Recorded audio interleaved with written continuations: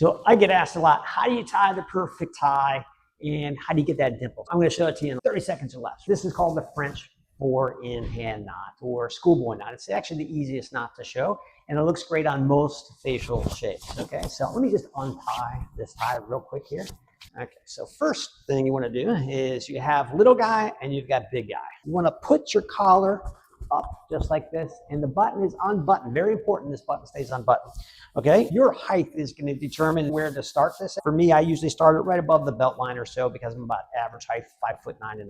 Okay, so it's going to be big guy over little guy, just like this. The key is you're going to go around the back, and then you'll see I'm pinching, and these two fingers are pointed up towards my nostrils. I'm going to go over those two fingers with the big guy, come back up and around.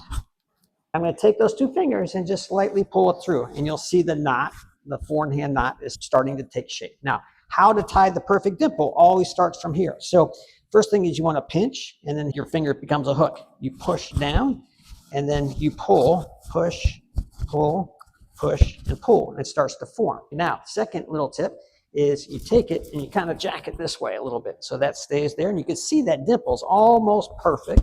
And then you're just going to glide it up to about maybe 2 inches off. This is still up and still unbuttoned. Now, I'm going to reach down, and then I'm going to button. They put their collar loose down. They put all the stress on that button. You'll see it's very comfortable that way, and that button's going to stay right there. Then I'm just going to glide up like this, ready to go. And if the length of your ties, again, depends upon your height, so I'm just sticking it behind the tie there, and I'll take this part, the small guy, I'm going to place it, regardless of where that is, right in the waistband of my pants. And you'll see that's how to tie the perfect dimple and the 4-in-hand knot.